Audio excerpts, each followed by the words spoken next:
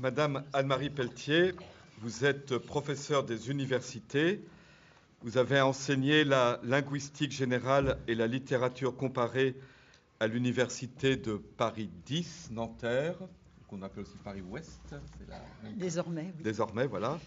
Puis à l'université de Marne-la-Vallée. Vous enseignez actuellement à l'Institut européen des sciences religieuses et à la faculté Notre-Dame, ici même. Vous avez rédigé une thèse remarquée sur les lectures du Cantique des Cantiques, sous-titrée « De l'énigme du sens aux figures du lecteur », 1989. À la suite de cela, vous avez rédigé un cahier évangile sur le Cantique des Cantiques. Vous avez donné, je crois même introduit, à l'université un enseignement sur la Bible et la culture, qui a été publié dans un ouvrage de 1996, Lecture biblique aux sources de la culture occidentale, réédité en 2000, ensuite réédité avec une forme nouvelle en 2001 sous le titre Lecture biblique. En théologie, vous avez assuré des enseignements ou donné des conférences, d'une part sur la femme, vous êtes beaucoup sollicité sur la femme. Vous avez écrit du coup 2 ouvrages, Le christianisme et les femmes, 20 siècles d'histoire en 2001, et en 2006, vous avez publié Le signe de la femme. Mais vous avez également enseigné sur, et peut-être même surtout, sur l'herméneutique biblique, avec l'ouvrage D'âge en âge, les Écritures, la Bible et l'herméneutique contemporaine, que j'ai ici. Voilà. Depuis de nombreuses années, vous enseignez la théologie et l'exégèse biblique à la faculté Notre-Dame. Et vous avez publié en 2008 un ouvrage sur le livre d'Isaïe, ou l'histoire au prisme de la prophétie. J'ajoute que vous êtes sollicité, investi au Collège des Bernardins et que vous avez activement collaboré à la préparation de ce colloque. Les écrits bibliques résultent pour une part d'un processus de relecture et de transmission de la mémoire des événements fondateurs d'Israël. Transmission est interne à la constitution même de la Bible. Et ensuite, la Bible elle-même a été lue, interprétée, transmise dans des cultures variées. Comment cette histoire de la transmission, de la constitution de la Bible peut-elle éclairer les enjeux contemporains de la transmission ?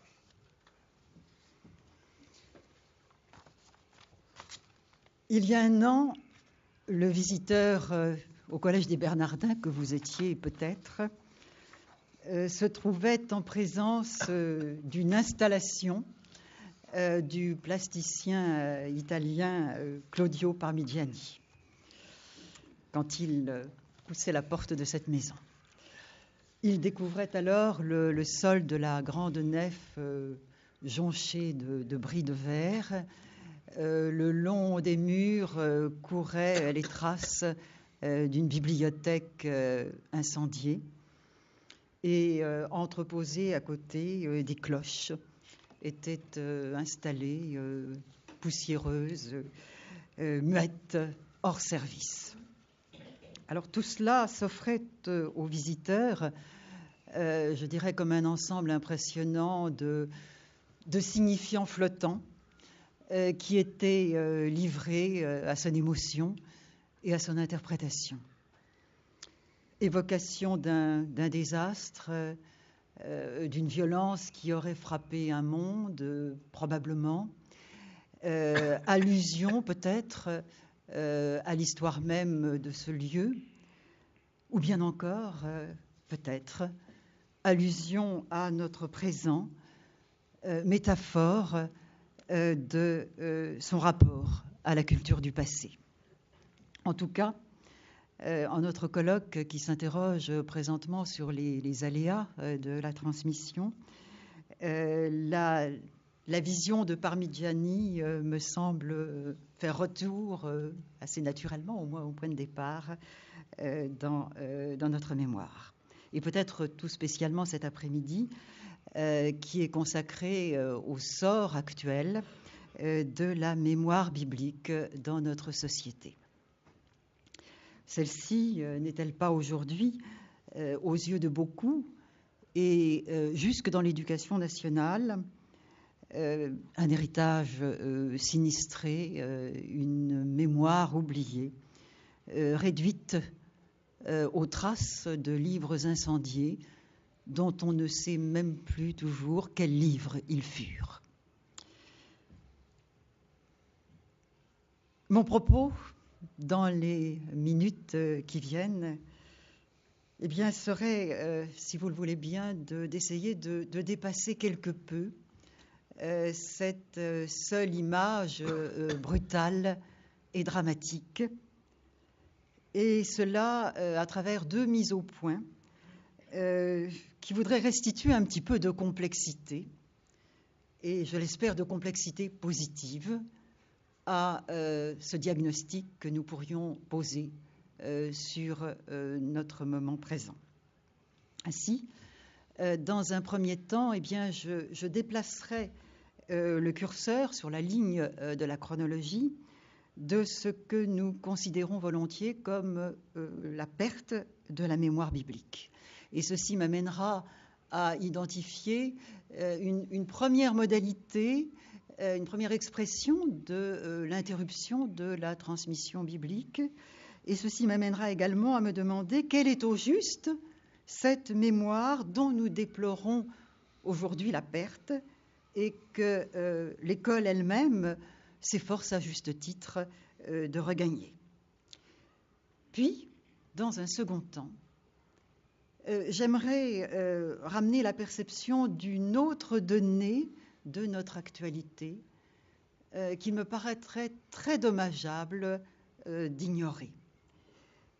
En effet, à regarder les choses de près, ce moment réputé comme celui de l'effondrement de la transmission de la mémoire biblique est aussi non moins, je crois, le moment où la transmission du livre se trouve renouée, trouve un nouvel élan après un long temps de mise à distance et pour partie d'oubli. Un oubli qui aura été déterminé, nous allons le voir, par une autre forme de rupture. Et de ce que la Bible est aujourd'hui un livre que l'on réouvre et que l'on relit, eh bien nous tirons, j'espère, quelques leçons sur les ressources et sur les promesses du temps présent. Je commence donc par le premier versant de l'analyse que je viens d'annoncer et qui concerne l'effacement de la mémoire biblique dans notre corps social. En 1981, le grand critique canadien Northrop Frye publiait un ouvrage qui fut traduit 3 ans plus tard en français sous le titre « Le Grand Code, la Bible et la littérature ». Son point de départ, comme universitaire et comme pédagogue, était la nécessité de fournir à ses étudiants de Toronto eh bien, les éléments de culture biblique qui permettent à ceux-ci d'entrer véritablement dans les œuvres littéraires au programme. Et ainsi, en se référant à la formule de William Blake, la Bible, grand code de la culture occidentale, Frye allait donner dans cet ouvrage et dans un autre qui suivrait, la parole souveraine, une puissante démonstration de la fonction matricielle de la Bible dans les œuvres de l'Occident. 20 ans plus tard, en 2002, en France, cette fois, à la demande du ministre de l'Éducation nationale, Régis Debray rédigeait un rapport s'inquiétant de la perte des grands codes de reconnaissance religieux dans notre société.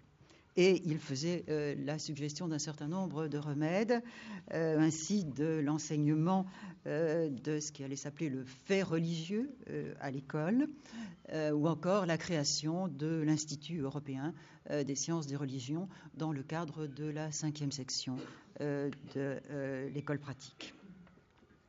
Alors, Frye au Canada, Debray en France, vous l'avez remarqué, l'un et l'autre sont ici et là en souci du code, de la Bible comme code. c'est-à-dire finalement de la Bible dans sa fonction modélisante, qui fait que depuis 20 siècles, eh bien, ce livre informe les postures mentales et spirituelles qui ont donné son identité à la culture occidentale. Ce livre pourvoit l'imaginaire dont se sont engendrées les grandes œuvres du patrimoine. Il serait sans fin inutile d'illustrer cette puissance d'inspiration de la Bible, à la fois puissance d'identification et de création, puisque l'inventaire irait de l'art paléo-chrétien jusqu'aux oratorios d'Arvo Pärt, des Christ de Rembrandt à la Judith de Klimt, de Dante à Kazantzakis, ou encore en passant par Nietzsche, dont nous le savons, le Zarathustra démarque le style des évangiles. À l'évidence, la Bible peut et doit être reconnue comme code de notre culture. Et pourtant, utilisée sans précaution, cette notion de code risque d'écraser des reliefs et des différences que je crois essentielles. Car la Bible ne peut pas être dite code de la même manière pour Pascal et pour Victor Hugo, ou bien encore pour Zurbaran et Gustave Doré, ou bien encore, que sais-je, pour Francis Bacon à l'heure présente. Nous avons affaire, pour schématiser, certes, mais nous avons affaire, je crois, au moins à deux régimes bien distincts que je voudrais indiquer rapidement. Dans un premier cas, disons jusqu'à l'époque classique, la Bible est bien code, mais au sein d'un monde qui entretient une familiarité native et essentielle avec le livre. Par capillarité, celui-ci irrigue l'ensemble du corps social. C'est au prisme de ces récits que la vie se réfléchit, je dirais pour tous, indistinctement, que le temps est appréhendé, que le monde est imaginé, que l'agir moral trouve ses repères et ses exigences. Donc, en ce régime, et bon, quelles que soient les modulations, bien entendu, au fil des siècles, je dirais que la Bible est identifiée consensuellement comme parole de Dieu et parole de révélation, dont le corps ecclésial est dépositaire et responsable. Et c'est comme tel que la Bible s'inscrit naturellement dans le mouvement d'une transmission qui met en jeu conjointement l'attestation d'une génération et la réception, l'écoute confiante de la génération suivante qui reçoit l'héritage et qui l'augmente de fruits nouveaux. Donc, en ce temps, la Bible participe typiquement de l'auctoritas dont nous parlait Myriam Revaud-Dallon ce matin. Et c'est cette configuration qui a servi pendant des siècles de lieu d'éclosion aux œuvres de la culture occidentale. Ce qui n'empêche pas, soit dit en passant, que individuellement, les artistes ou les écrivains aient pu entretenir avec le texte biblique et avec la foi chrétienne des relations diverses, et que donc ils aient mis en œuvre de façon variée le code biblique. Il suffirait pour cela de contraster la Bible d'un Montaigne et celle d'un Thomas More, celle d'un Fra Angelico et celle de Caravage, ou bien aussi rappeler tout simplement combien de madones de la Renaissance ne furent que des prétextes à des célébrations très profanes. Cependant, en leur diversité, ces œuvres sont reliées alors par une même et fondamentale relation d'allégeance qui noue ensemble le culturel et le spirituel et qui exclut que l'on use du code contre le message biblique. Prenons par exemple le cas d'un Bruegel qui peint un massacre des innocents pour dénoncer en surimpression les crimes du duc d'Albe dans les Flandres, eh bien, à l'évidence, il ne détourne pas l'épisode évangélique. Je dirais qu'il en dilate plutôt le sens aux dimensions des tragédies de l'histoire. Alors, c'est cette unité singulière, c'est cette alliance d'une foi et d'une culture qui vont précisément, progressivement être problématisées, devenir problématiques à partir de l'âge classique. En fait, avant même le XVIIIe siècle, il est clair que le livre biblique a commencé assez fréquemment à passer à l'anecdote dans un certain nombre d'œuvres qui gardent les apparences d'un lien existentiel avec lui. C'est ainsi quand la peinture aligne avec plus de désinvolture, toujours plus de désinvolture, eh bien scènes bibliques et scènes de la mythologie ancienne, ou bien encore quand la littérature fait coexister en plein XVIIe siècle des œuvres mystiques qui alimentent la grande tradition grande tradition mystique de lecture du Cantique des Cantiques que nous évoquions tout à l'heure, et puis d'autres œuvres qui sont des bergeries qui tirent le même livre du côté de l'Astrée ou du monde des salons.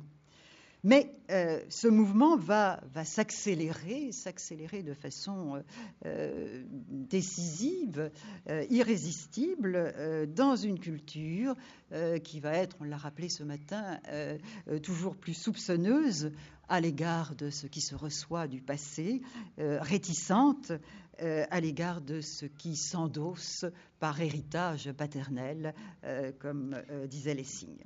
Et donc, vous voyez, c'est une nouvelle Bible, en fait, qui va surgir alors.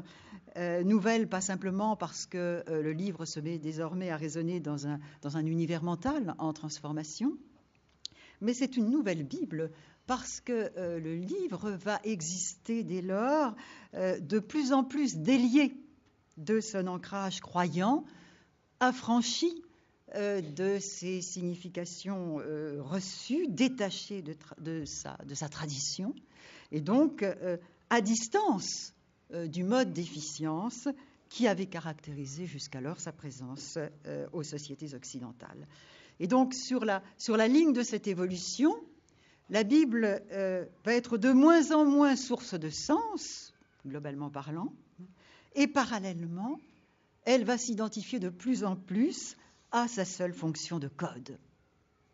Elle se perçoit alors de plus en plus comme réservoir de signifiants, en appel de nouveaux réinvestissements, et ceux-ci ont liberté de s'inventer maintenant, alors non plus simplement en prolongement ou en marge du livre, mais fréquemment aussi en opposition ou en contradiction avec lui. Songeons par exemple à ces Christ littéraires du XIXe siècle constitués en prophètes de la mort de Dieu à partir du texte du songe de Jean-Paul Richter, traduit et popularisé en France par Madame de Staël et qui se retrouve dans les œuvres de Vigny, de Musset ou encore de Baudelaire. Et je crois qu'il n'est pas indifférent que ce soit au début du XIXe siècle et sous la plume de William Blake qu'apparaisse justement l'affirmation que l'Ancien et le Nouveau Testament sont le grand code de l'art. Pas indifférent et pas si étonnant. Si l'on songe que l'œuvre littéraire, comme l'œuvre picturale de William Blake, est en obsession constante, étant en relation constante, voulais-je dire, et quasiment obsessionnelle avec le texte biblique, citant constamment le livre de la Genèse, mais aussi bien des épisodes évangéliques, mais introduisant ces citations à chaque fois au service de la construction d'une mythologie personnelle, qui est la mythologie religieuse de William Blake, qui finalement est en décalage, en rupture violent avec le contenu du message biblique. Ainsi donc, la définition de la Bible comme grand code, sa valorisation comme telle, vous le voyez, apparaissent en quelque sorte synchrones de sa subversion et à tout le moins de sa réinterprétation à distance du message.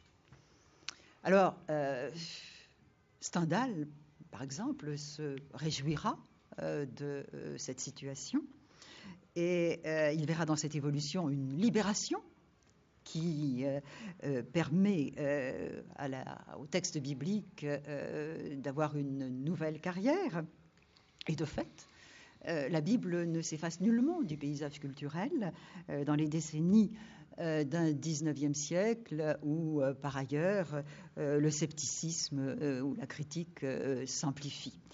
La littérature du XIXe siècle est une littérature éminemment biblique, où bien des écrivains font du livre leur lexique et leur réserve d'imaginaire, y compris au service d'œuvres qui sont souvent fort peu chrétiennes. Je rappelle comment, par exemple, le mythe napoléonien puise quelques-unes de ces images dans la Bible. Le poète Heinrich Heine met ainsi en parallèle l'entrée de Jésus à Jérusalem lors des rameaux et l'entrée de Napoléon à Düsseldorf, ou bien encore le rocher de Sainte-Hélène et Gethsémani. Nous savons que la rêverie amoureuse d'un Novalis résonne de réminiscences bibliques, tout comme les protestations sociales de Victor Hugo et les utopies socialistes de Buchez, de Cabet, de Saint-Simon font référence à l'Évangile. Et c'est aussi à cette époque, en allusion au sang du Christ, que le rouge vient à symboliser la douleur du peuple et l'engagement révolutionnaire. Mais il est clair que en cette conjoncture, la Bible est moins un livre qui se lit qu'une lettre qui s'utilise, je dirais qui se manipule à l'occasion, et avec d'autant plus d'aisance que la foi est congédiée et que l'on a soigneusement roulé celle-ci, et je cite Renan dans sa prière sur l'Acropole, que l'on a soigneusement roulé celle-ci dans le linceul de pourpre où dorment les dieux morts. En ce point, si vous le voulez, faisons étape. Pour dire, eh bien d'abord qu'il devient, je pense, sensible que ce qui aujourd'hui s'efface sous nos yeux de la mémoire, en particulier des jeunes générations, est finalement moins la Bible dans sa consistance de livre que la mémoire du code à laquelle celle-ci s'est progressivement réduite au fil des siècles, en tout cas pour une bonne part de notre société. Et donc c'est une Bible qui a fini par rejoindre au fond les mythologies antiques, qui elles-mêmes apportent aussi leur contribution à notre culture au long des siècles, et qui comme telle devient opaque et indéchiffrable. Morale de l'histoire, si j'ose dire, eh bien, l'amnésie dont nous déplorons aujourd'hui la perte n'est pas assignable à une crise strictement contemporaine. Elle est bien plutôt reliée à une longue histoire, à un lent processus de déplacement et d'effacement. Et par voie de conséquence, eh bien, on conçoit la pertinence et la légitimité d'un enseignement du fait religieux, incluant les grandes lignes d'un savoir biblique que j'évoquais pour commencer. C'est évidemment la condition nécessaire si l'on veut que barrage ne soit pas fait définitivement à l'accès aux grandes œuvres du patrimoine, inséparable d'un terreau chrétien, même là où ces œuvres sont en allusion plus distante ou même polémique avec le christianisme. Deux remarques encore avant d'aborder mon second point.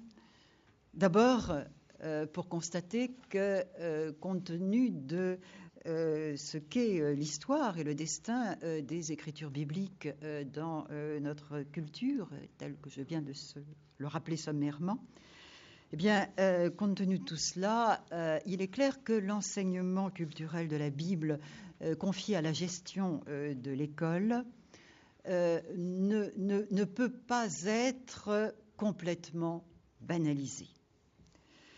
Que le savoir dont il est question ici outrepasse ce qu'engagerait précisément un simple code, nous en avons le témoignage dans l'analyse de Régis Debray, dans le rapport de Régis Debray, lorsque celui-ci, au détour d'une page, revendique une démarche qui rejoigne le sens, dit-il, tout en distinguant d'ailleurs avec beaucoup de finesse, je le cite, un rapport sacramentel à la mémoire ordonné à la croyance et un rapport analytique ordonné à la connaissance. Alors, nous entrons ici très certainement dans une zone grise où lève beaucoup de problèmes pour qui s'y aventure. En effet, parler du sens introduit nécessairement à ce qui est en excès du factuel. Mais en réalité, est-ce que l'on peut enseigner des faits qui ne soient pas lestés de sens ? Et inversement, peut-on expliciter ici le sens sans risquer d'outrepasser les limites que pose la laïcité telle que nous l'entendons aujourd'hui ? Et peut-on expliciter le sens sans croiser ce que Régis Debray lui-même désigne, je le cite encore, comme le cœur battant de la foi vécue ? Il n'est pas sûr que telle question puisse recevoir des réponses vraiment simples et partageables par tout le monde. Seconde remarque, en tout cas, si un tel enseignement a bien vocation à rendre accès au code de reconnaissance issu de la Bible, eh bien, je crois qu'il faut dire qu'il ne peut pas, il ne doit pas être confondu avec une procédure de transmission au sens précis et rigoureux du terme. Cet enseignement ne fait que communiquer un savoir relatif au livre, et ce qui n'est pas rien du tout, ce qui n'est nullement négligeable, mais qui doit être identifié dans les limites qui sont celles d'une telle pratique. En revanche, là où existe le souci d'une véritable transmission de la Bible, eh bien, il faut que d'autres conditions soient remplies. Il faut d'autres dispositions qui intègrent en particulier cet excès par rapport au code qu'évoquait de biais la citation de Régis Debray que je vous faisais à l'instant. Excès incongéniable si l'on veut véritablement avoir affaire aux écritures bibliques dans leur dimension, je dirais, performative, j'entends dans leur capacité unique à se porter aux jointures de l'être, à donner voix aux questions vitales, à faire advenir l'humain en l'homme et en son monde. Prolongeant précisément ce souci, je voudrais passer maintenant à l'autre versant de la conjoncture que j'esquissais en commençant. À côté de la marée descendante qui entraîne le retrait dont nous venons de parler, nous devons prendre acte de ce qu'il existe aussi et paradoxalement aujourd'hui un mouvement contraire. Un mouvement qui remonte la pente de l'histoire, qui a produit au sein même du monde chrétien un éloignement du livre. Car en effet, je leur dis, on lit aujourd'hui la Bible. On la réouvre après un long temps où, dans le monde catholique en tout cas, on l'ignorait massivement. C'est un fait que la Bible retrouve aujourd'hui une insertion, un ancrage, elle retrouve vie dans un lectorat introuvable auparavant. Et on la lit d'une lecture qui met en jeu bien plus que le code, fût-ce le grand code dont parlait William Blake. On la réouvre au cœur de l'acte liturgique, dans lequel elle reçoit la plénitude de sa résonance et de son efficience. On la réouvre dans la conduite du labeur théologique, où elle déploie sur un autre mode encore sa vigueur fécondante. Mais on la réouvre aussi au-delà du périmètre visible de l'Église, dans divers lieux, où, venant parfois de très loin, des lecteurs se retrouvent dans une communauté de questionnement et dans une communauté d'écoute. Alors, bien sûr, je sais, le on, acteur de ces réappropriations, a une bien moindre extension que celui des générations qui ont perdu contact présentement avec la Bible. Mais l'importance de l'événement ne s'évalue pas simplement à l'aide de la statistique. Une dynamique s'enclenche aujourd'hui, et une dynamique qui pourrait bien être celle de la parole, verbe de Dieu, qui déclare ne pas revenir à sa source sans avoir accompli sa tâche, comme il est déclaré dans le livre d'Isaïe. En fait, nous sortons d'une longue histoire complexe, histoire éprouvée, histoire éprouvante, au cours de laquelle la transmission de la Bible a été affectée, alors non pas simplement par le phénomène que je décrivais précédemment, phénomène culturel, mais où la transmission de la Bible a été affectée au sein même de l'institution ecclésiale, à partir du moment où le livre a été perçu comme un livre à protéger, et à partir de là, est devenu progressivement un livre réservé et aussi un livre marginalisé. C'est un fait que, au milieu du XXe siècle encore, la conscience commune dans le monde catholique était que la vraie piété devait se tenir à l'écart de la Bible. La Bible était peu ou prou un livre sous embargo. Il n'est pas question de détailler ici le processus historique dont s'est engendrée cette conscience. Ce serait une très longue histoire à évoquer, si on voulait ménager toute la finesse des réalités qui sont en cause ici.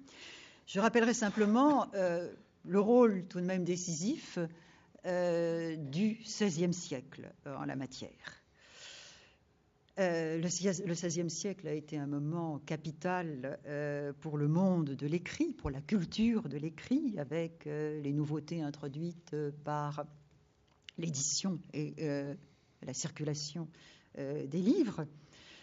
Il l'a été aussi pour le livre biblique, en obligeant à débattre à neuf des protocoles de sa transmission. Et vous le savez probablement, la question a cristallisé tout particulièrement autour du problème de la traduction de la Bible en langue vernaculaire. C'est à cette occasion que les camps se sont plus que jamais individualisés et s'opposant résolument entre, je dirais, partisans de la restriction d'un côté et puis tenants d'une lecture plus ouverte. Bon, mentionnons simplement l'un des plus illustres dans ce second camp, Érasme, qui, dans un texte célèbre de 1536, dans son exhortation de 1536, écrivait ceci: « Les mystères des rois, il vaut peut-être mieux les cacher, mais le Christ a voulu que ces mystères à lui fussent répandus le plus possible. Je voudrais que les plus simples femmes lisent l'Évangile, lisent les épîtres de Paul. Puissent ces livres être traduits en toutes les langues, de sorte que les Écossais, les Irlandais, mais aussi les Turcs et les Sarrasins soient en mesure de les lire et de les connaître. » Ce débat vif, à l'époque où ces lignes furent écrites, devait s'enflammer définitivement avec la Réforme, qui reformula la relation du croyant au texte biblique et qui revendiqua en particulier le principe de la sola scriptura. À cette perspective, je le rappelle, le Concile de Trente, dans ses documents publiés comme dans les Regulae qui suivirent un petit peu plus tard, opposera l'affirmation ferme que la tradition orale est accompagnement inaliénable du livre biblique et règle de l'interprétation. Et donc, ce faisant, il valorisera le rôle médiateur de la prédication donc des clercs, et réservera et encadrera rigoureusement la lecture des laïcs. Alors, quoi qu'il en soit, des enjeux ecclésiaux, spirituels, épistémologiques, je le répète, éminemment complexes, qui sont en cause dans tout cela, je crois que nous pouvons dire, sans que le propos soit outrageusement simplifiant, que le monde catholique va dès lors prendre distance avec le livre biblique, en refoulant de plus en plus la conviction qui fut celle défendue par Port-Royal, à savoir que la vie chrétienne implique la fréquentation des Écritures, pas simplement comme une possibilité, pas simplement comme un droit, mais comme une nécessité. La conviction qui va s'imposer majoritairement dans les esprits est tout de même, à partir de là, que la lecture de la Bible est semée de périls et d'embûches. Et cette conviction va être renforcée lorsqu'un autre facteur déterminant va intervenir, je veux dire l'avènement d'une exégèse critique de plus en plus active. On sait que le monde catholique adoptera d'emblée une attitude de méfiance. Le face-à-face tellement tendu de Bossuet et de Richard Simon est emblématique du drame qui se noue dans les années 1680. Et cette attitude va s'enraciner, va s'imposer, je dirais bien, va devenir un réflexe défensif, réflexe de peur qui va s'accentuer toujours plus au long du XIXe siècle et qui va produire jusqu'au début du XXe siècle, en quelque sorte, la mise en veilleuse d'une pratique ecclésiale vivante du trésor scripturaire.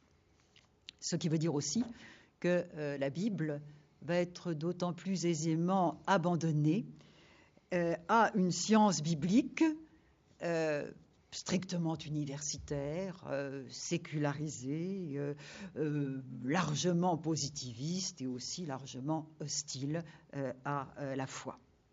Et cette science, évidemment, aura une carrière d'autant plus irrésistible que les croyants se seront exclus des questionnements qu'elle porte en disqualifiant d'emblée cette approche de la Bible.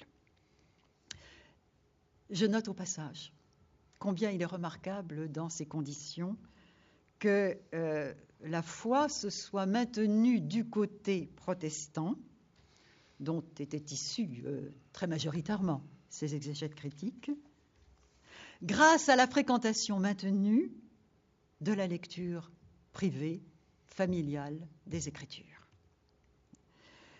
C'est le père Louis Bouillet qui fait cette remarque-là et qui souligne ce fait en disant que c'est vraiment la lecture assidue, la lecture privée, voyez-vous, de la Bible, gardée par les simples fidèles, qui a sauvé la foi dans le monde protestant.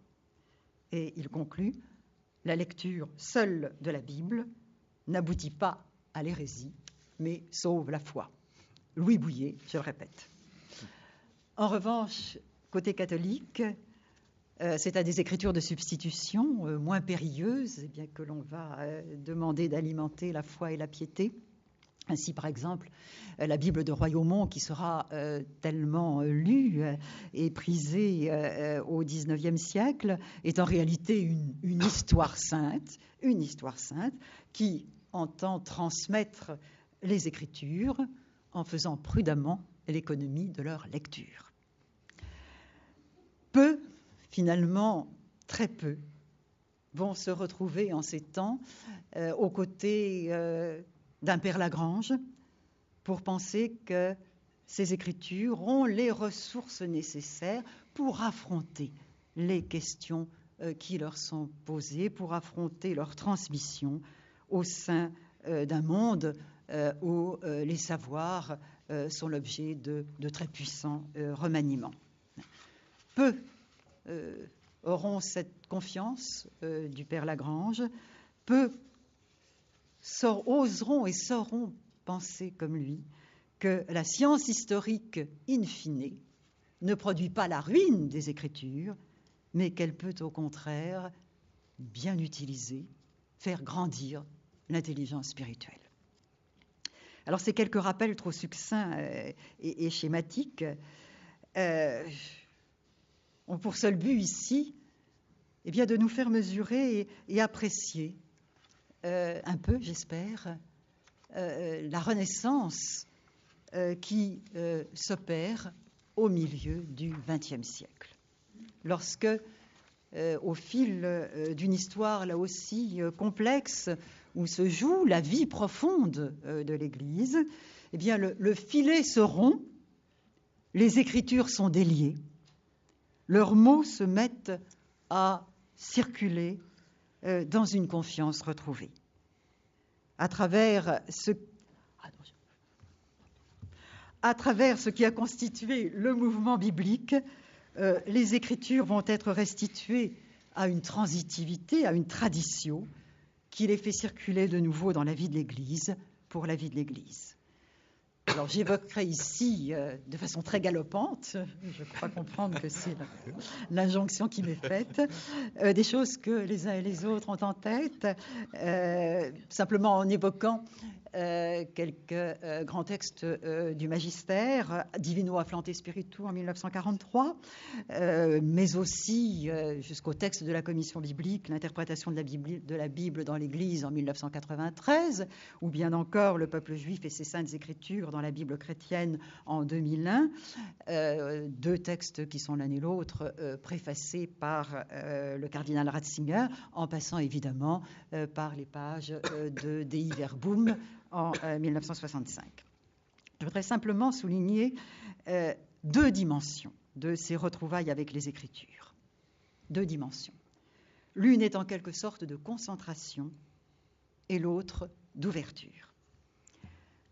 La concentration, eh bien, elle s'impose à l'attention dès les premiers mots de Dei Verbum, puisque l'enjeu du texte, l'enjeu explicité, n'est rien de moins que la révélation et le mystère du Verbe de Dieu fait chair, tel que le désigne et l'annonce saint Jean, et là je cite le texte, qui lui-même cite la première épître de Jean, afin que vous soyez en communion avec nous et que votre communion soit avec le Père et avec son Fils Jésus-Christ. Et poursuite de la citation, où cette fois-ci Dei Verbum cite saint Augustin, afin que le monde croie et qu'en croyant il espère, qu'en espérant il aime. Alors, et c'est précisément cette vision plénière, chevillée à l'exercice de la foi et de l'espérance, qui détermine l'angle d'ouverture du chapitre qui, dans Dei Verbum, est consacré à la transmission de la révélation divine. Donc, la concentration ici joue dans le temps et l'espace, en faisant référence, et je cite encore le texte, au salut de toutes les nations et en mentionnant une transmission à toutes les générations. C'est encore une logique de concentration qui joue dans la manière d'envisager ici l'humanité des Écritures, que l'exégèse critique avait rendu tellement problématique. Au lieu d'y voir une pierre d'achoppement, Dei Verbum invite à y reconnaître, je le cite, le signe de l'ineffable bienveillance de Dieu. En fait, Dei Verbum cite Jean Chrysostome, ce disant. Avec la perception désormais, la perception renouvelée, que c'est à l'aplomb du plus humain dans la Bible que s'exprime et que se révèle le plus divin. Enfin, cette concentration, c'est aussi concentration qui produit la conjonction de la parole et de la chair, et qui fait évoquer les Écritures en reprenant une vieille mais fondamentale métaphore comme aliment scripturaire, je cite encore le Concile, qui éclaire les esprits, affermit les volontés, embrasse d'amour de Dieu le cœur des hommes. Alors, cette métaphore de la nourriture, je crois qu'ici, eh bien, elle nous dit clairement cette conviction retrouvée que la fréquentation des Écritures ne peut pas être facultative, sous peine d'exposer la vie chrétienne eh bien, au dépérissement ou à l'inanition. La seconde caractéristique de notre moment concerne la manière dont ces mêmes Écritures, en quelque sorte densifiées dans leur identité et dans leur fonction, s'ouvrent désormais à différentes formes d'altérité. Et là, je repasse par des mots qui ont déjà été utilisés plusieurs fois dans les exposés que nous avons entendus depuis ce matin, y compris dans la bouche du cardinal 23. Alors, diverses formes d'altérité accueillies en effet. La première d'entre elles eh bien, nous renvoie tout simplement à l'accueil qui est consenti maintenant par la lecture croyante à des outils d'analyse, à des problématiques exogènes. Tel est le cas eh bien, de la vaste panoplie méthodologique élaborée par l'exégèse critique et qui est considérée à partir de Divino Afflante Spiritu comme le bien propre de l'Église. Le texte de la commission biblique de 1993 invitera, lui, à s'ouvrir à ce qu'il appelle de nouvelles méthodes éprouvées dans et par la culture contemporaine, qui appartiennent, eh bien, par exemple, au champ de l'analyse littéraire, mais aussi à la pratique des sciences humaines. Et de même, ce même texte rendra hommage aux apports et aux fruits de l'herméneutique générale et philosophique, en particulier illustrée par Gadamer ou par Ricoeur.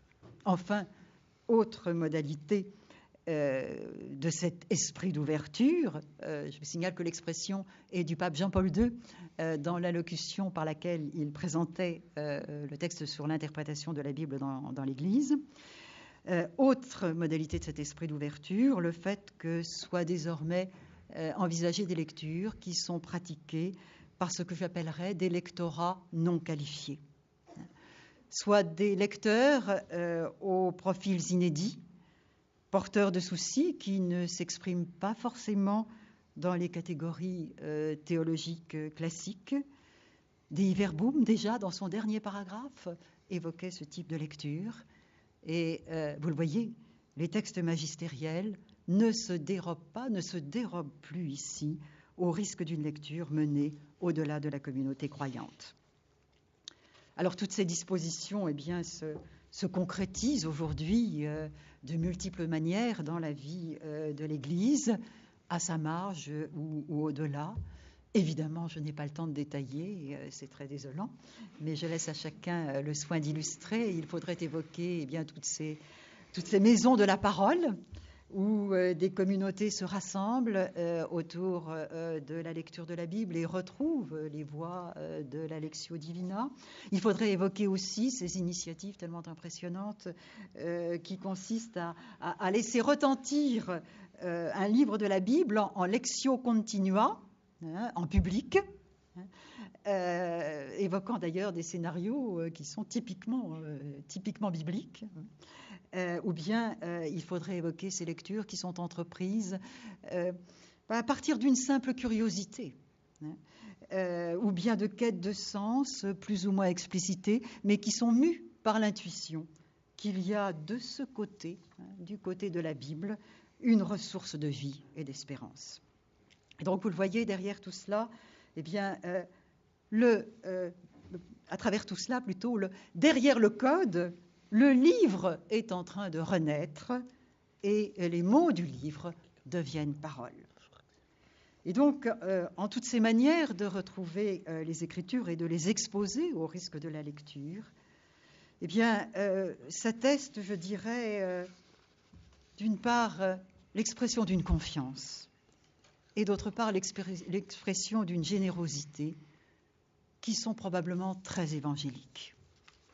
Expérience d'une confiance, en effet, en lieu et en place de la méfiance et de la peur.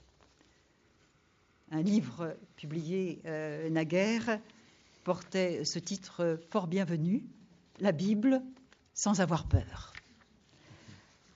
Donc, expérience d'une confiance, mais aussi exercice d'une générosité.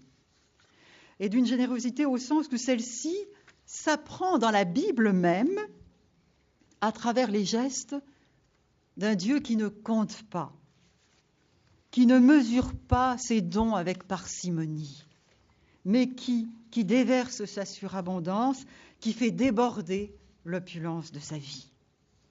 Et c'est la même générosité qui ouvre ici, sans forcément de précaution, le trésor des Écritures à un large public qui ouvre tout cela sur le grand large. En fait, cette générosité se règle sur le geste du semeur de la parabole.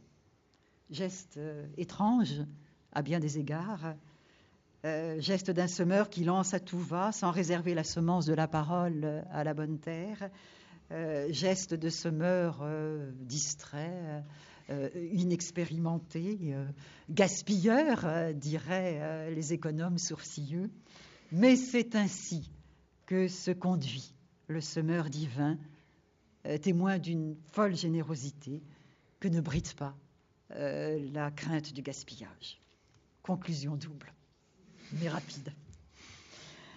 Finalement, à travers tout cela, je crois que nous pouvons dire que nous avons sous les yeux la reprise d'une dynamique de transmission.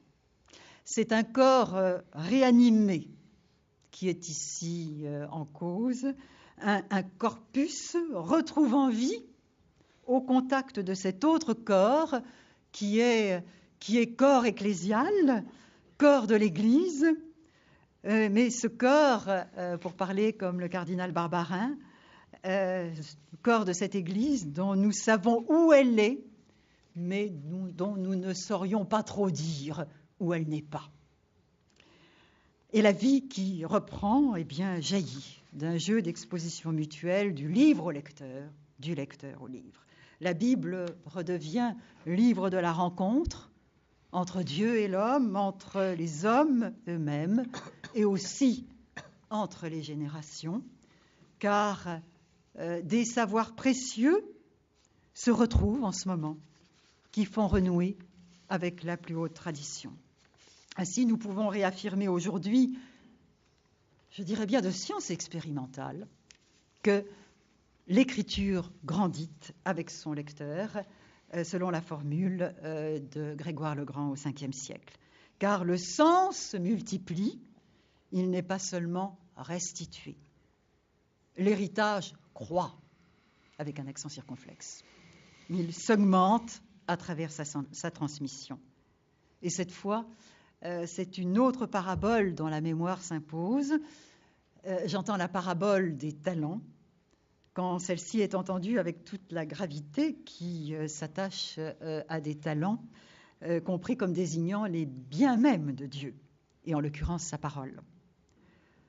Cette parabole nous enseigne que la prise de risque à laquelle invitait le geste du semeur débouche sur une surabondance que Dieu attend, qui fait la gloire de Dieu et qui vaut aussi récompense aux bons serviteurs. Je conclus pour de vrai en revenant au questionnement d'ensemble de notre colloque. Il me semble que le destin des Écritures que j'ai évoqué très, très cavalièrement et cependant trop longuement au long des Saintes Écritures, au long de ces derniers siècles, porte pour nous le rappel que les réalités vitales ont la capacité de traverser les épreuves, de traverser les déserts, où nous pouvons avoir l'impression que quelquefois elles s'enlisent. Alors bien sûr, la Bible, reçue dans la foi et par la foi, est une réalité vitale de manière unique et singulière, mais nos cultures véhiculent à leur manière des biens nécessaires à la vie. Autre leçon suggérée par le parcours que l'on vient d'esquisser, eh bien, l'acte de transmission engage un dessaisissement. Je veux dire le contraire du geste de la main qui retient pour soi, qui se referme sur l'héritage. Tout comme, corrélativement, il requiert l'exercice d'une confiance. Confiance en la valeur de l'héritage, d'abord, et confiance en celui à qui on le propose ensuite. Et donc une confiance qui prenne le risque de nouvelles formes de présence de l'héritage au monde d'aujourd'hui, de nouvelles formes de dialogue du présent et du passé. J'ai cru entendre que le cardinal 23 nous invitait à quelque chose de ce genre. Et la Bible, dans le mouvement même de son écriture, fait-elle autre chose que d'exercer cette confiance qui fonde ce qu'elle désigne d'un terme que nous avons déjà entendu ce matin dans la bouche de Catherine Chalier, un terme qui est le mot d'alliance. Merci. Merci beaucoup.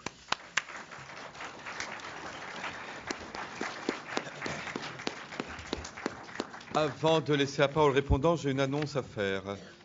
Alors, les propriétaires de la camionnette de location Minga, voilà, et du scooter gris garé sur le parvis sont priés de bien vouloir déplacer leur véhicule, car ils sont garés sur l'emplacement du camion de Radio France du concert de ce soir.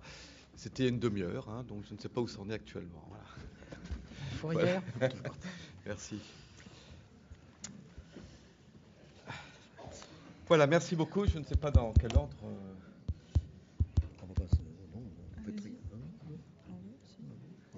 D'accord. Vous aurez l'honneur de la fin. Alors, donc, M. Patrick Piguet d'abord. Oui. Donc voilà, donc M. Patrick Piguet, qui est professeur de lettres en classe préparatoire à Sainte-Marie-de-Neuilly, est chargé de cours à l'Institut catholique de Paris.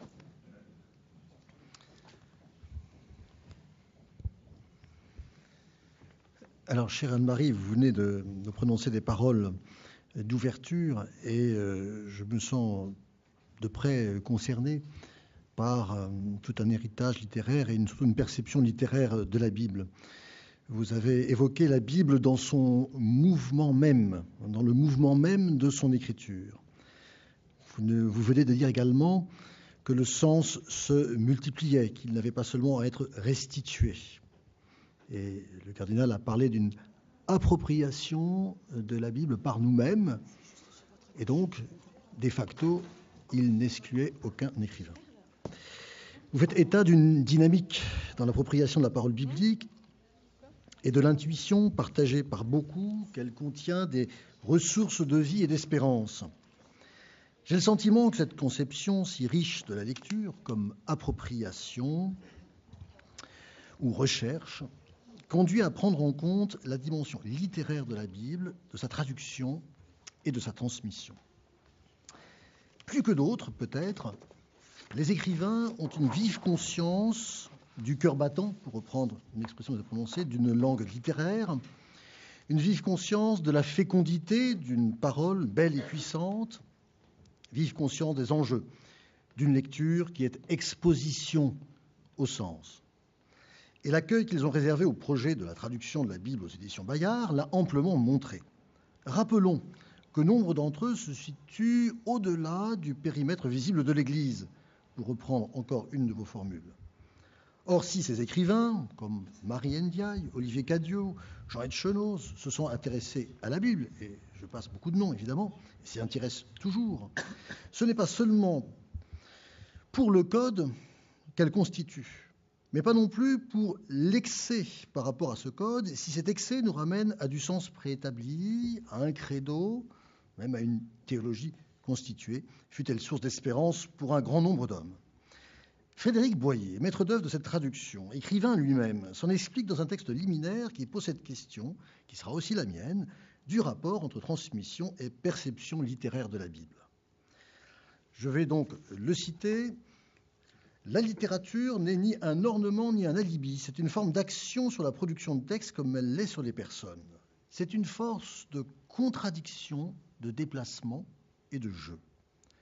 Être ainsi disposé envers la littérature, poursuit-il, assure à la Bible une nouvelle réception dans notre culture. La Bible elle-même ne se réduit pas à un beau livre, elle n'est ni facile, ni toujours agréable à lire, et cette résistance est peut-être sa vraie dimension littéraire. Ajoutons que sans un tel travail de la littérature contemporaine, les œuvres de nos origines seraient condamnées au statut de lettres mortes réservées aux initiés, savants ou pieux. Cette nécessité de faire entendre un sens comme en gestation, un sens saisissable mais non immobilisable dans un concept, cette nécessité de faire entendre un sens intimement lié à sa rythmique profonde, est aussi ressentie par un poète et linguiste, le regretté Méchonique, qui a voulu, je le cite, « débondieuser les psaumes », selon ses propres termes, et vous connaissez peut-être le goût de Méchonique pour la polémique. Comme il le dit, je vois que certains connaissent, comme il le dit dans sa préface à donc sa traduction intitulée Gloire, ils se sont proches de la formule du peintre Pierre Soulages, ce sera ma référence personnelle à l'art contemporain, pour qui l'œuvre, citation de Pierre Soulages, est ce sur quoi vient se faire et se défaire le sens. Alors je sais bien qu'on aurait préféré inverser, se défaire et se faire le sens, mais voilà, ça c'est la citation de Pierre Soulages. Peut-être qu'il y a un risque à prendre, à respecter que le sens se défasse d'abord. Dans cette dimension littéraire de la transmission biblique, ne faut-il pas faire également entrer tout récit, tout poème qui dialogue avec elle ?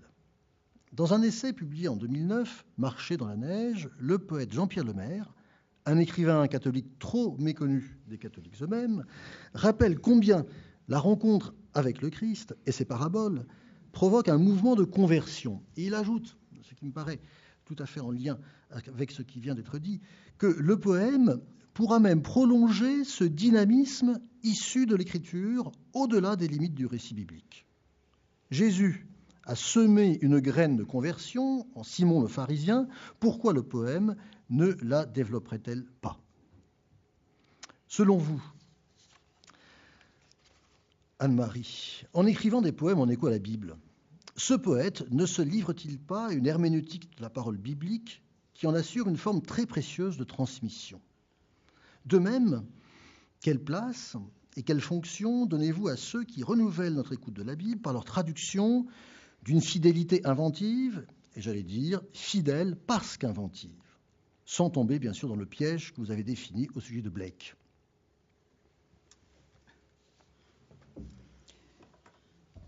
Merci. J'entends dans votre réaction l'occasion de mettre un peu clairement en évidence l'une des contributions précieuses du moment contemporain à la redécouverte de la Bible et à ce mouvement qui réamorce sa transmission.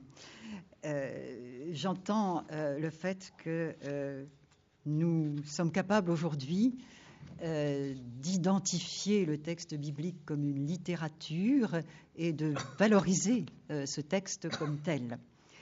C'est vrai que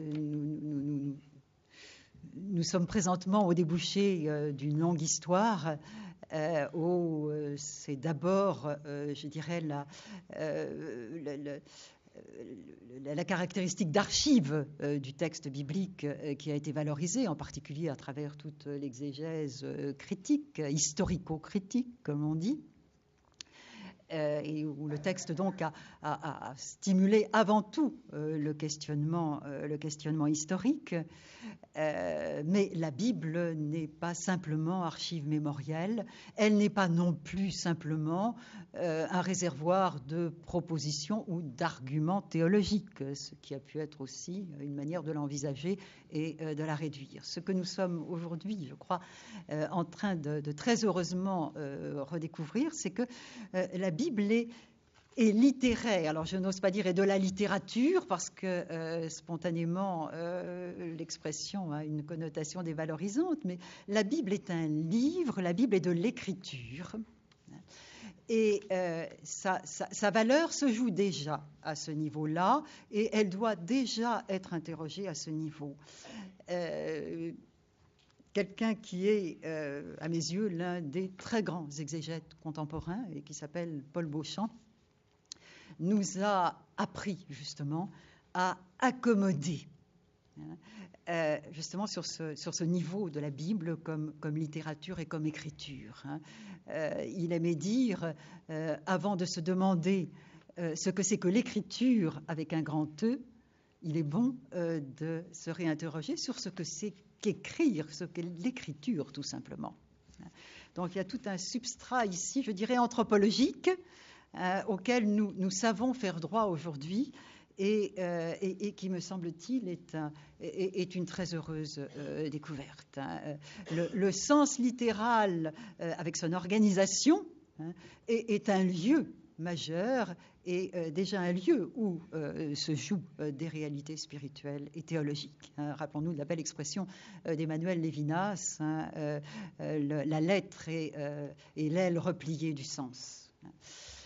Donc, c'est ça que nous sommes aujourd'hui en train de redécouvrir et du coup aussi, les écrivains sont attirés par cette qualité de la Bible. Alors, il est évidemment piquant de se rappeler qu'en d'autres temps, un Saint-Augustin buta, lui, sur l'écriture de la Bible et sur son manque de qualité littéraire, en contraste avec la lecture de l'Hortensius, si je me souviens bien. Il était absolument effrayé de lire la Bible. Maintenant, aujourd'hui, je crois que nous sommes capables de lire ce texte et d'y percevoir justement l'énergie propre à un texte littéraire. Et j'ai envie d'en parler d'autant plus volontiers que, comme vous le rappeliez tout à l'heure, Père de Longeau, je suis d'abord professeur de littérature et je suis incontestablement sensible à la force littéraire de ce texte. À la variété, bien entendu, des textes, à la puissance de création dans ces textes. Et du coup, je trouve extrêmement heureux qu'il y ait aujourd'hui toute une critique exégétique qui soit une critique de lecteurs, justement, et plus simplement d'exégètes historiens. Je pense à des travaux qui diront certainement à certains d'entre vous, les travaux de Robert Alter, qui écrit des ouvrages « L'art du récit biblique », l'art de la poésie biblique. Donc là, il y a quelque chose de profondément attirant. Et Henri Méchanic, que vous évoquiez tout à l'heure, a même fait de l'écriture biblique son lieu d'élection pour réfléchir aux grands problèmes de la poétique. Alors, j'ajoute d'ailleurs, toujours à ce propos, que j'ai cité tout à l'heure Northrop Frye. Alors, je l'ai cité d'une manière un peu réductrice, puisque je l'évoquais à propos de la notion de code, mais c'est un immense critique littéraire qui est très secourable pour un exégète ou pour un lecteur, je dirais même pour un lecteur croyant de la Bible. Donc là, il y a aujourd'hui une contribution de la critique littéraire à la lecture de la Bible, très précieuse. Je pense à, puisque nous brassons un certain nombre de références un peu techniques, mais il y a certainement des enseignants de littérature parmi vous. Je pense à l'œuvre d'un Bakhtin qui réfléchit, formalisme russe, début du XXe siècle, etc., une œuvre qui ne s'occupe pas de la Bible, mais qui réfléchit à l'économie d'un texte littéraire et à l'économie de la lecture et de la transmission précisément d'un texte littéraire, et qui montre très bien comment le sens d'un texte est toujours en avant de ses mots. Le texte n'est pas prisonnier de son auteur, et il n'est pas enclos même dans le périmètre de ses mots, mais il est toujours en avant, il lance en avant de lui-même. Alors c'est une poétique au sens fort du terme, littéraire, mais qui tout d'un coup se met à résonner très fortement pour un exégète du texte, un exégète et un théologien, hein, car au fond, à travers tout cela, nous retrouvons des notions fondamentales comme la notion d'accomplissement, hein, pas simplement comme une notion théologique, hein, que l'on importerait plus ou moins d'extérieur, ou que l'on ferait jouer plus ou moins de façon artificielle, mais nous avons les moyens aujourd'hui, par une analyse littéraire un petit peu fine précisément, de voir à l'œuvre dans l'écriture du texte biblique cette dynamique de l'accomplissement, ce qui est évidemment fort intéressant. Et de même, la typologie dont il n'y a pas si longtemps plus personne n'osait parler dans le monde des exégètes. Aujourd'hui, c'est une vieille notion de la tradition herméneutique, qui retrouve une fraîcheur et une légitimité tout à fait nouvelle à travers justement cette herméneutique littéraire. Et donc, tous ces auteurs-là nous ramènent à l'économie profonde du texte biblique. Donc là, on est vraiment dans une synergie entre ce monde des écrivains que je vous remercie de ramener parmi nous et dans le champ de nos considérations.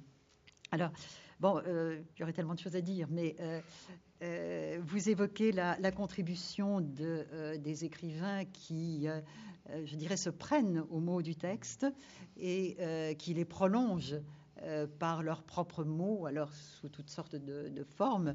La réécriture peut prendre, ou le prolongement peut relever d'intentions diverses, hein, qui vont chez un certain nombre d'auteurs jusqu'à la dérision ou la profanation. Bon, le texte ne se défend pas, et d'une certaine manière, il est fait pour qu'on se saisisse de lui, hein.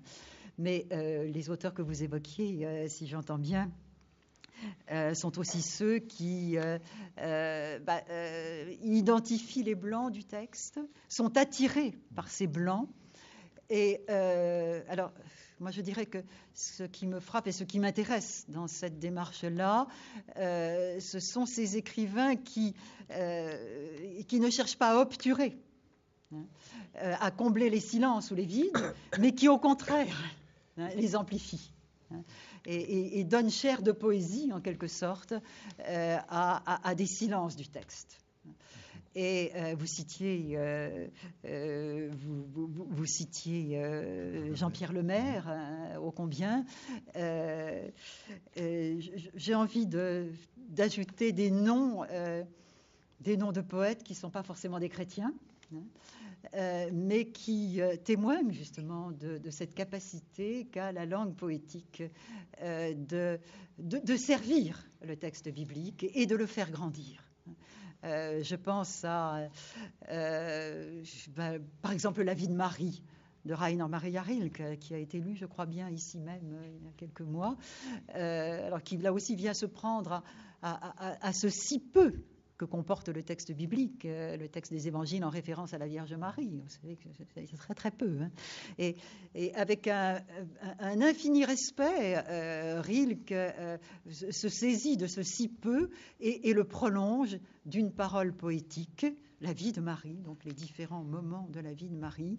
Et pour moi, chrétienne, je dirais que c'est un texte absolument superbe. Pour moi, c'est l'un des plus beaux hommages qui puisse être fait, rendu à la Vierge Marie.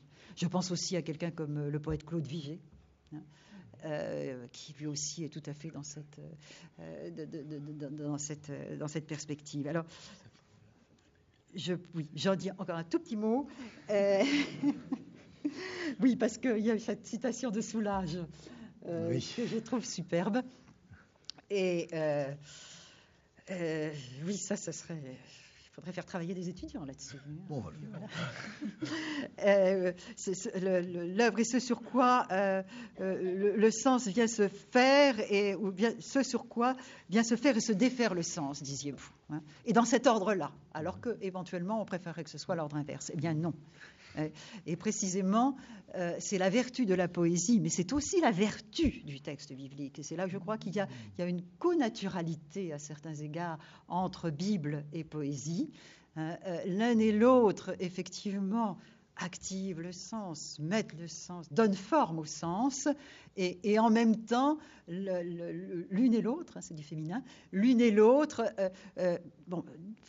font en sorte que le sens ne boucle pas et se réouvre et que le sens se défasse.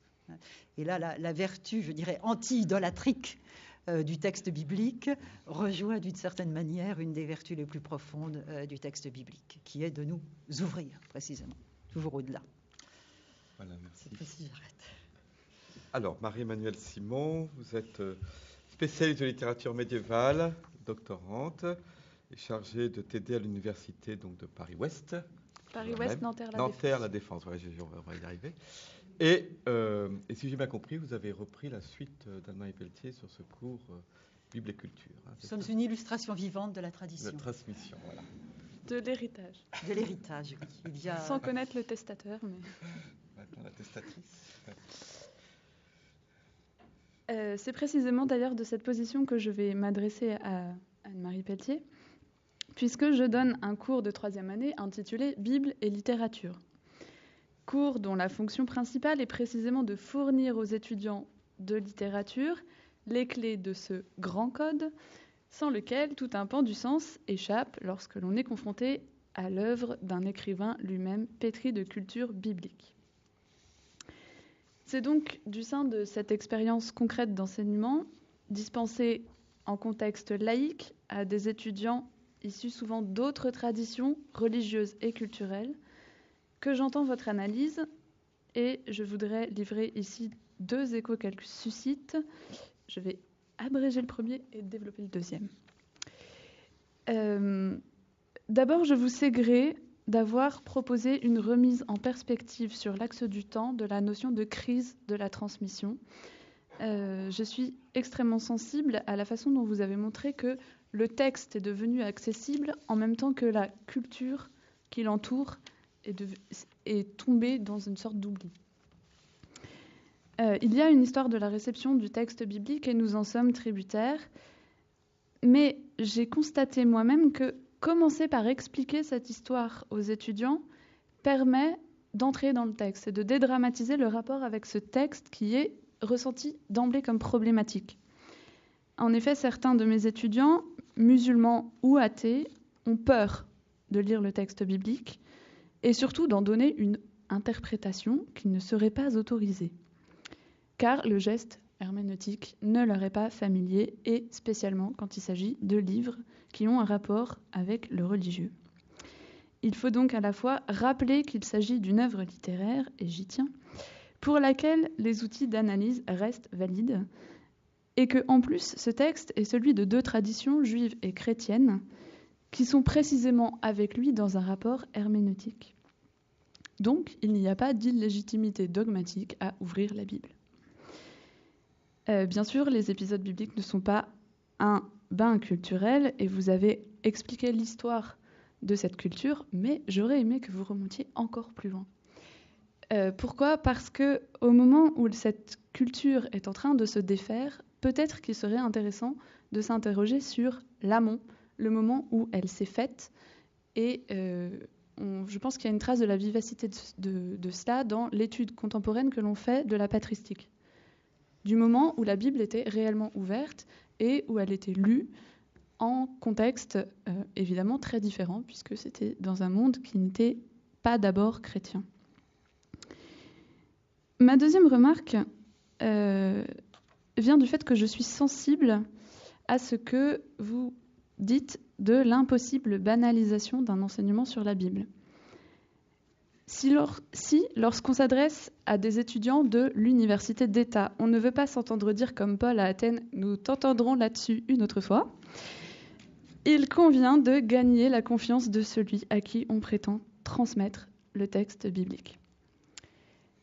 Contrairement à ce qu'on pourrait penser spontanément, et ici je soutiens le contraire de ce que nous avons entendu ce matin, à savoir l'oubli de l'oubli, les étudiants, en tout cas ceux auxquels je suis confrontée, sont demandeurs d'une connaissance rigoureuse et réfléchie sur le texte biblique, car au stade où moi je les prends, alors c'est vrai que c'est des troisième années et que c'est des troisième années de licence de lettres ou d'humanité, je précise quand même, ils sont conscients de leur ignorance et ils le ressentent comme un manque cruel dans leur culture.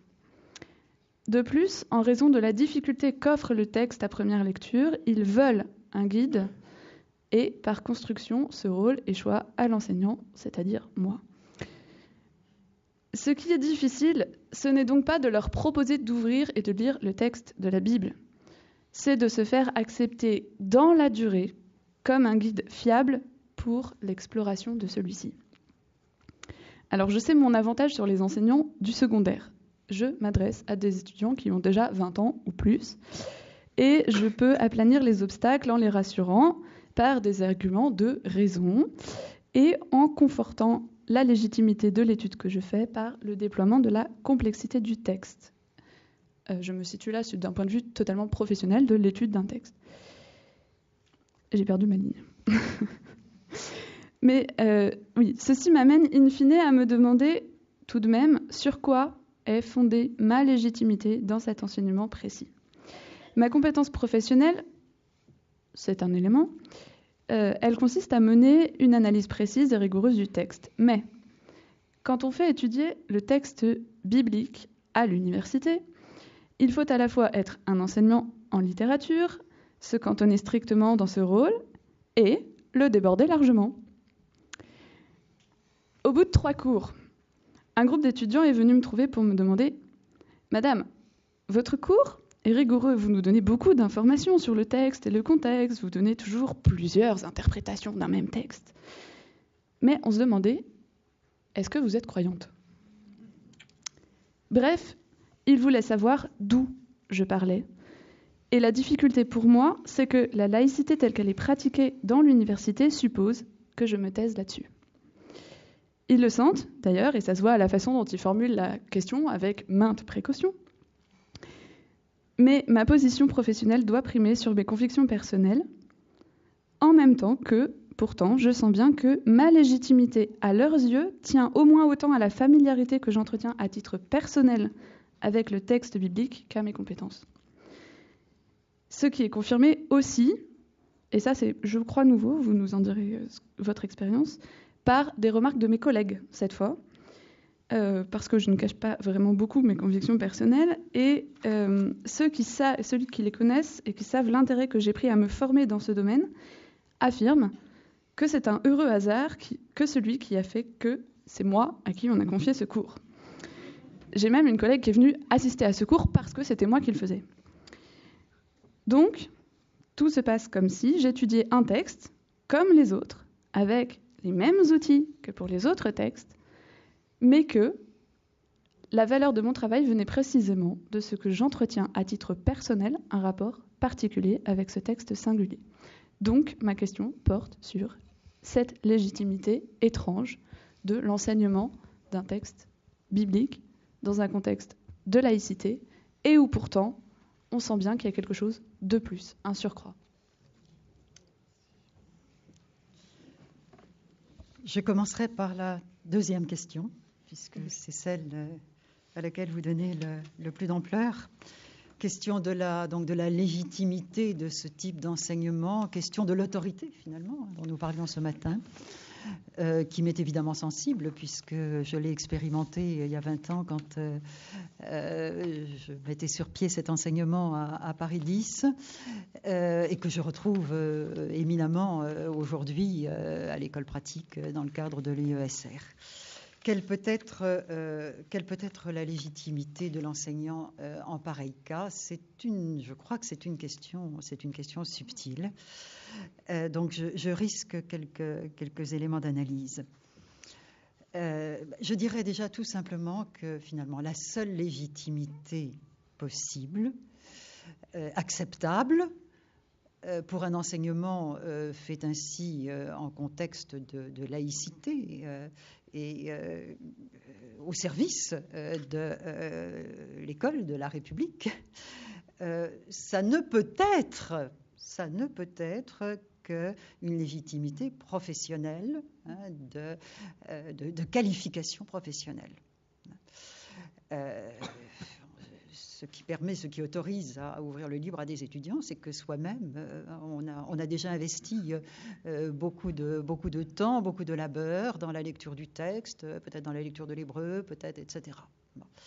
Et ça, je pense qu'il faut que ce soit très clair et que nous puissions le dire en toute droiture à ceux qui nous emploient ou à ceux qui nous entourent à l'université. Cela étant, Catherine Chalier nous en a dit suffisamment ce matin pour qu'il soit clair qu'une qualification professionnelle ne se limite pas simplement au fait que je disposerai d'un savoir d'érudition sur le texte.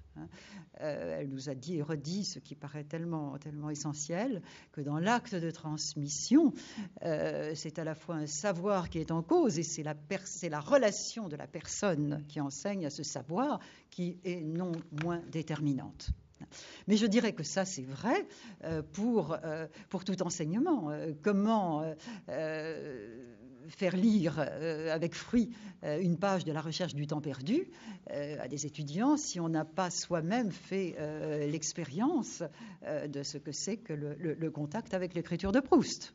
Et finalement, nous savons très bien que c'est ça quand même, et avant tout, qui laisse des traces chez l'enseigné. Je ne sais plus si ça se dit encore. L'apprenant. Voilà. Bon, alors, cela étant dit, les choses, évidemment, sont quand même un peu plus complexes et redoutables quand il s'agit d'enseigner un livre qui, en quelque sorte, je dirais, comporte son autodésignation. C'est-à-dire que quand on lit la Bible, ici ou à Paris 10, nécessairement, de place en place, on lit un texte qui se désigne, qui s'identifie comme parole de Dieu. À tout instant, lisez les psaumes, les oracles prophétiques, ça revient, Adonai, etc. Bon. Et donc, c'est un texte qui, dans le mouvement même où il s'exprime, s'auto-déclare et invite évidemment aussi le lecteur à la décision en face de cette autodésignation. Donc, est-ce que je vais ratifier cette autodésignation et considérer qu'effectivement je lis la parole de Dieu et je vais pouvoir accorder à ce texte une véracité, une crédibilité qui est celle de la parole de Dieu, ou bien est-ce qu'au contraire je vais considérer que c'est un fantasme qui soutient ce texte et qui soutient la mémoire d'Israël qui s'exprime dans ces lignes. Alors, je pense que là, on est vraiment sur la ligne de partage. Je veux dire que moi qui enseigne dans des lieux divers, confessionnels ou non confessionnels, je sais très bien que des choses essentielles se jouent là. Et à l'université, nous lisons le texte intégralement, c'est-à-dire que nous lisons ce qu'il revendique de lui comme parole de Dieu. Mais nous ne répondons pas, nous ne nous prononçons pas. Le texte dit cela, voilà. Et chacun en fait ce qu'il veut. Et doit réserver sa réponse. Alors que lorsque j'enseigne aux séminaristes, je pars plutôt de la ratification, effectivement, de cette désignation. Alors, c'est là qu'effectivement les choses sont subtiles. Voyez, le fait de s'arrêter au seuil de la décision n'empêche pas l'existence d'un engagement existentiel fort à l'égard du texte et que les étudiants sentent. Alors, qui ne sera pas forcément l'engagement du croyant. Je me rappelle que quand je faisais ce cours à Nanterre, j'avais circulé dans un de mes groupes la question ou la remarque, elle est très pour ou elle est très contre. Et j'avais bien aimé finalement, parce que, au fond, ce qui m'intéresse, si vous voulez, dans cette formule, c'est pas le pour ou le contre, c'est le très. C'est-à-dire qu'ils avaient compris très vite que j'étais avec ce texte dans une relation personnelle forte. Et que du coup aussi, ce texte faisait appel à un engagement personnel qui serait ce qu'il est pour chacun. Et j'ai toujours absolument refusé de répondre à ces appels du pied, et ils étaient nombreux, et en particulier de la part des étudiants croyants. Il y avait des chrétiens tout de même dans les groupes, venant me voir en me disant « Mais enfin, vous croyez, vous y croyez, enfin, qu'est-ce que et comment vous faites devant la difficulté de tel texte, etc. » Et cela m'a entraîné dans des discussions tout à fait surréalistes par moments, où certains étudiants chrétiens partaient en me disant « Ah, si seulement dans les églises on pouvait nous expliquer ça. » Bon. Parce qu'on peut. Bon, mais c'est pour vous dire que les choses sont complexes, et en même temps c'est ça qui est très passionnant dans cet enseignement. Enfin, on sent bien qu'on se bat avec des choses essentielles. Alors, je reviens à votre question par un autre biais, est-il souhaitable ou est-il profitable que l'enseignant, tout en gardant cette réserve que je dis et que je maintiens, soit croyant? Est-ce qu'il aura une meilleure lecture en qualité de croyant? Je dis oui, pour une raison très simple, c'est que le fait d'aborder le texte en croyant, même si on n'engage pas l'adhésion croyante dans la lecture que l'on fait, garantit, je dirais, une ouverture au texte. Gadamer a cette belle formule où il dit quelque part comprendre quelqu'un, c'est accepter qu'il ait raison jusqu'à un certain point. Et à partir de là, c'est se laisser transformer. Accepter qu'il ait raison jusqu'à un certain point. Alors ça, je le revendique dans ma situation de croyante enseignant la Bible comme code de la culture. Évidemment, je fais crédit au texte. Alors, peut-être qu'un agnostique peut aussi faire ce crédit, mais on sait très bien que cet enseignement peut être aussi pratiqué dans une perspective très polémique et très agressive, qui consiste précisément à partir bille en tête en ne faisant pas crédit au texte. Et ça, je crois que ça, c'est pas honnête et c'est très dommageable. Donc, j'entends ce que vous dites, et je pense qu'effectivement, cette ouverture croyante permet d'entrer dans l'intelligence du texte. Car finalement, si je devais dire la finalité de mes enseignements en la matière, je dirais que je n'ai pas tellement d'autres objectifs, mais c'est quand même un objectif fort auquel je tiens, que de faire percevoir que ce texte biblique est un texte intelligent. Il m'est arrivé souvent de dire aux étudiants un peu surpris que le problème de la Bible, c'est de trouver des lecteurs aussi intelligents que le texte est intelligent. Merci beaucoup.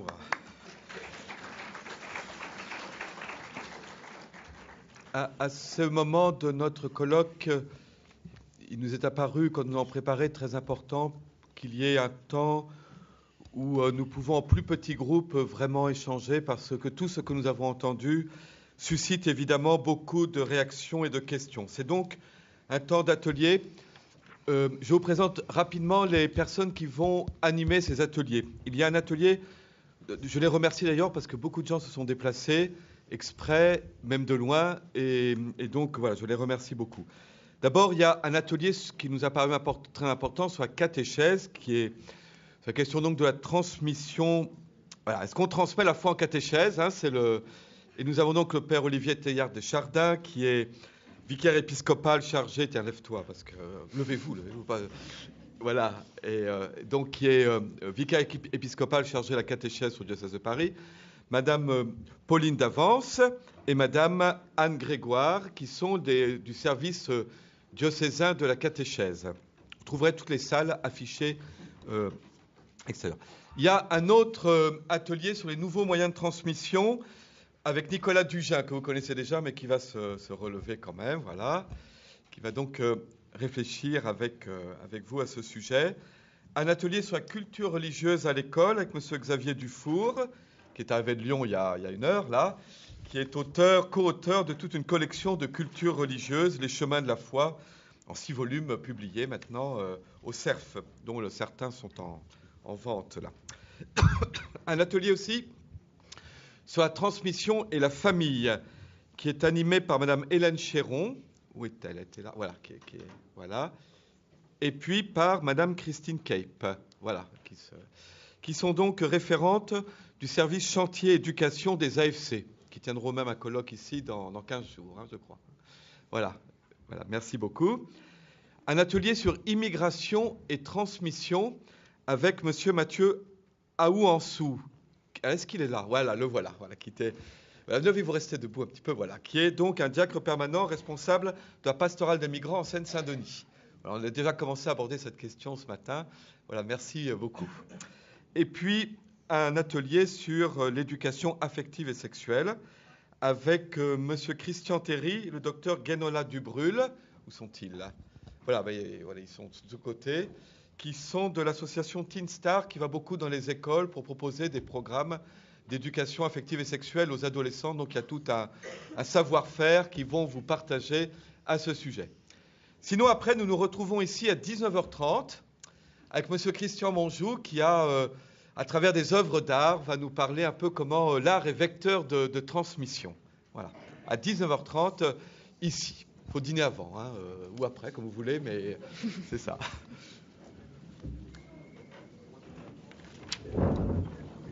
Oui. Il y a un concert dans la nef en même temps, et donc on ne peut pas arriver après 8h moins le quart.